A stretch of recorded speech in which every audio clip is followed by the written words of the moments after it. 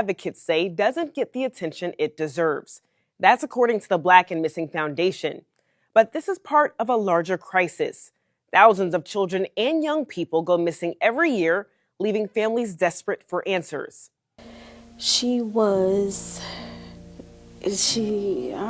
hard to say because she's a very mild, meek person. As a young adult, she's a very mild, meek, very smart young lady.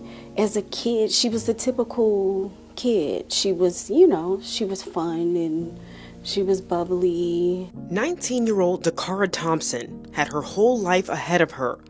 Then, on August 23rd in 2025, she was reported missing. It was just unlike her. She never did anything like that before. While she had a month or so free, a couple months free, she decided, okay, well, I'll go stay at Dad's to spend time with him, until she starts working again or whatever her next venture would have been. Dakara's family did what they could, created flyers and a social media campaign, anything to find her. Then tragedy struck.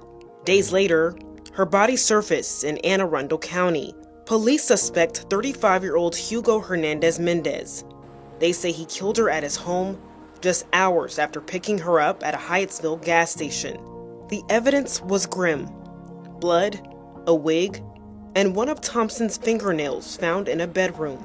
A week later, her body was discovered under an Annapolis bridge. Tattoos and jewelry confirmed it. 19-year-old Dakara. Their connection is still a mystery. I'm not at liberty to speak about anything on the case.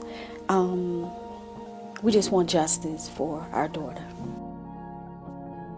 But the fight for justice gained a powerful ally when Monique Smith, an advocate for missing people, joined the family during a vigil for Dakara. She didn't just help out of advocacy, but because she was once missing too. I'm missing child number 1201298. Smith grew up in a life of abuse. I'm talking from the age of 3 straight up, and I'm talking about multiple people in the family. It could be random. I could literally be just walking in the door and she would strip me down and beat me for no reason. It was just that bad. Smith says she was raised under a false identity, abducted as a baby in New York, and brought here to this home in Baltimore. I lived over 50 years under a false identity. So when people were looking for me, they were actually looking for a death certificate. Over 50 years? So I'm assuming they forget about the missing milk carton kid. She searched for answers. That's when Deborah Flory stepped in. It was weird. She did. She called and said, I think I'm missing. I think I've been taken. And I was like, okay. And she started explaining to me. And I was like, okay, that can make sense. A lot of entries are put in and a lot of entries are removed. They can be lured away, online enticement, stuff like that. And then on your rare occasion, abduction. Unlike Monique's story, many missing Black children are often classified as runaways. Runaways do not receive an Amber Alert.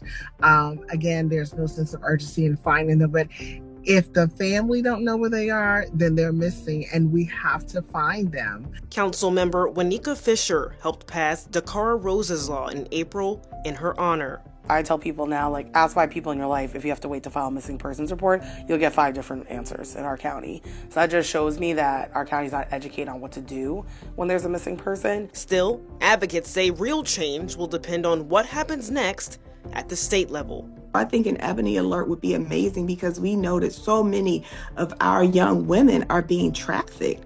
And having an Ebony Alert can actually help cut these things off at the root if we are able to let people know as soon as it's happened.